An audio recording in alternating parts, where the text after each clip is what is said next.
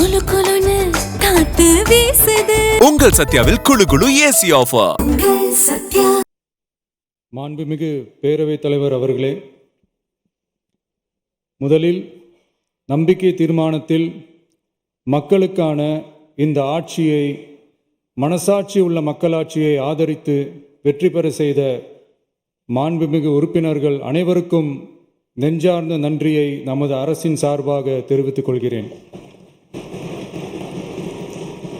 நடைபெற்று முடிந்த சட்டமன்ற தேர்தலில் எந்த அணியும் இல்லாமல் தனி அணியாக, தனி சிறப்புமிக்க அணியாக, மக்கள் அணியாக, மக்களை விரும்பும் அணியாக, மக்கள் விரும்பும் அணியாக களம் காண்டோம். 1967 and 1977 தேர்தல்கள் வாயிலாக அமைந்த சாமானியர்களின் அரசை போலவே 2026 சட்டமன்ற தேர்தல் வாயிலாக தமிழக வெற்றிக் கழகமும் சாமானியர்களின் அரசையே அமைக்கும் என்று மக்களிடம் தீர்மானமாக கூறினோம்.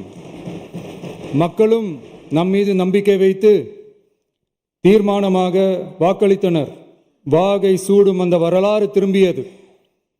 விசில் அலை வெற்றி அலையாக மாறியது.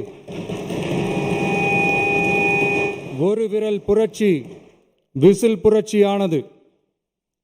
கட்சி ஆரம்பித்த 3 ஆண்டுகளுக்குள் 34.92% 1,72,26,208 வாக்குகளை மக்கள் தந்தனர்.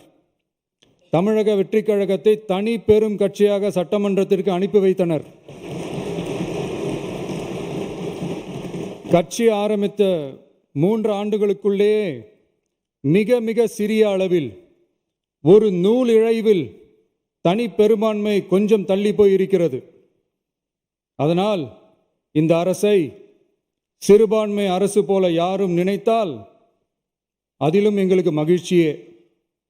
நாங்களே சொல்கிறோம், இது சிறுபான்மை அரசுதான்.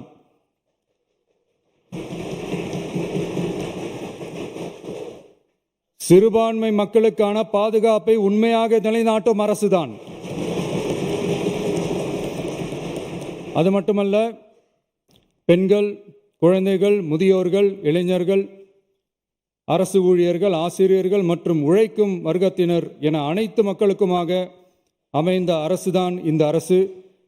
அந்த நம்பிக்கை அனைவருக்கும் ஏற்பட்டதால் தான் இந்த நம்பிக்கை தீர்மானத்தில் அது நிரூபிக்கப்பட்டிருக்கிறது. இந்த நேரத்தில் இந்த மாமன்றத்தில் நமது அரசு சார்பாக சில உத்தரவாதங்களை நான் தர வேண்டும் என்று விரும்புகிறேன். தமிழக வெற்றிக் கழகத்தின் கொள்கை தலைவர்களான தந்தை பெரியார், பெருந்தலைவர் காமராஜர், அண்ணல் அம்பேத்கர், வீரமங்க வேலு நாச்சியார், மக்கள் சேவகர் அஞ்சலை அம்மாள் ஆகியோரின் வழிகாட்டுதலுடன் இந்த மக்கள் அரசு மனசாட்சி உள்ள மக்களாட்சியை தரும் என்று உறுதியளிக்கிறேன். சமூக நீதி, சமநீதி, சம வாய்ப்புடன், உண்மையான உறுதியான ஜனநாயகத்துடன், மதச்சார்பற்ற சமூக நீதி கொள்கைகளுடன் இந்த அரசு நடக்கும். அதில் சிறிதும் மாற்றமில்லை. நம்முடைய இந்த ஆழமான நம்பிக்கையை மனதார நம்பி வாக்களித்த அனைத்து இயக்கங்களின் தலைவர்களுக்கும், அந்த இயக்கங்களை சேர்ந்த மாண்புமிகு உறுப்பினர்களுக்கும் மீண்டும் நன்றியை தெரிவித்துக் கொள்கிறேன். எம்மதமும் நம் மதமே, எல்லா மக்களும் நம் மக்களே, இதில் வாக்களித்தவர்கள் வாக்களிக்காதவர்கள் என்ற பாகுபாடே இருக்காது. இது எல்லோருக்குமான அரசு. இது சாமானியர்களுக்கான அரசு. இது சாதி மத எல்லைகளை கடந்த அரசு. இது பாகுபாடு காட்டாத அரசு. இது பண்பாடு காக்கும் அரசு. இது பண்பட்ட அரசு. அரசியல் காரணங்களுக்காக யாரையும் எதற்காகவும் புண்படுத்தாத அரசு. இதையெல்லாம் போக போக புரிந்து கொள்வார்கள். எனவே துள்ளி எழுந்து பதில் சொல்வதை விட எதிலும் துணிச்சலுடன் செயலாற்றி வெற்றி பெறும் அரசு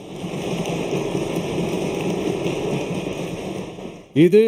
பதவிக்காக, அதிகாரத்துக்காக அமைந்த அரசு அல்ல.